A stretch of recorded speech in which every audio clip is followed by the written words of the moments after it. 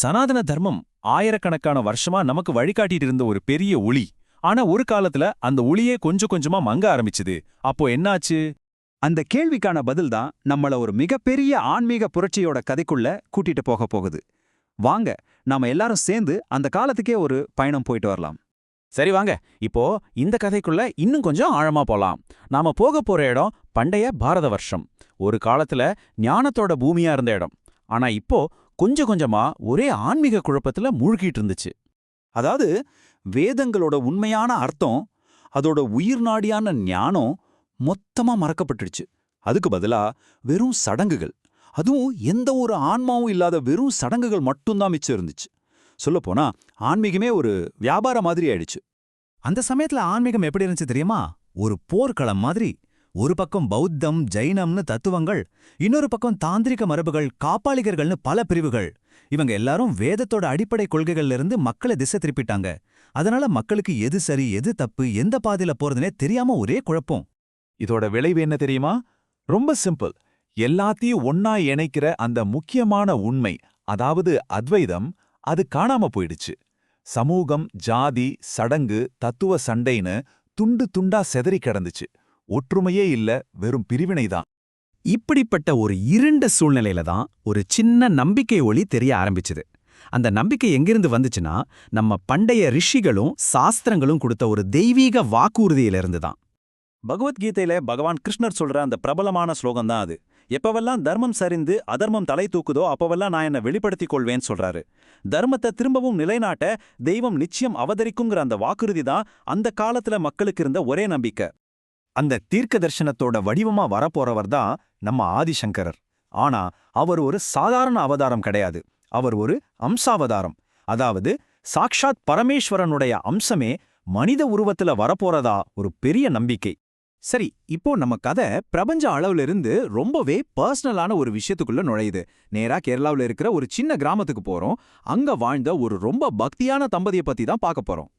இன்னைக்கு இருக்கிற கேரளாவுல பூர்ணா நதிக்கரையில் அமைஞ்சிருக்கிற ஒரு அழகான கிராமம்தான் காலடி. அங்கதான் சிவகுரு, ஆர்யாம்பாள்னு ஒரு புண்ணிய தம்பதி வாழ்ந்துட்டு வந்தாங்க. அவங்களுக்கு எல்லாமே இருந்துச்சு. ஆனா ஒரே ஒரு குறை, கல்யாணம் ஆகி பல வருஷமாகியும் குழந்தை பாக்கியம் இல்ல. ஆனா பாருங்க, அவங்க சோர்ந்து போகல. தங்களோட அந்த குறையையே ஒரு பெரிய தவமா மாத்துனாங்க. பல புண்ணிய ஸ்தலங்களுக்கு யாத்திரை போய் தங்களோட மனக்குறைய இறைவன் கிட்ட சமர்ப்பிச்சாங்க. இங்க ஒரு முக்கியமான விஷயம், அவங்க வெறும் ஒரு குழந்தை வேணும்னு கேட்கல. இந்த உலகத்துக்கே வழிகாட்டக்கூடிய, ஞானத்தின் ஒளியா இருக்கக்கூடிய ஒரு மகன் வேணும்னு சிவபெருமான் கிட்ட வேண்டிக்கிட்டாங்க. அவங்களோட தவத்துக்கு பலன் கிடைச்சுது. ஆனா அது ஒரு சாதாரண வரமா வரல. சிவகுருவோட கனவுல சாக்ஷாத் பரமேஸ்வரனே தோன்றி இந்த உலகத்தோட தலையெழுத்தையே மாத்த போற ஒரு தேர்வு அவங்க முன்னாடி வச்சார். பரமேஸ்வரன் சிவகுருவுக்கு 2 ஆப்ஷன் கொடுத்தாரு. ஒன்னு, ரொம்ப நாள் வாழக்கூடிய பல சாதாரணமான மகன்கள்.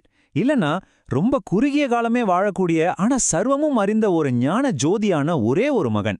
ஒரு நிமிஷம் யோசிச்சு பாருங்களேன், நீங்க சிவகுருவா இருந்தா எதை தேர்ந்தெடுத்திருப்பீங்க? சிவகுரு ஒரு செகண்ட் கூட யோசிக்கல. தன்னலம் இல்லாம குறுகிய காலம்தான் வாழ்வான் தெரிஞ்சும் இந்த உலகத்தையே என்றென்றைக்கும் பிரகாசிக்க வைக்க போற அந்த ஞான ஜோதிய அந்த மகனை தான் தேர்ந்தெடுத்தார்.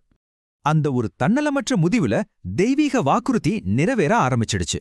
அந்த அசாதாரணமான ஆன்மாவோட வருகைக்காக இந்த பிரபஞ்சமே தன்னை தயார்படுத்திக்க ஆரம்பிச்சது.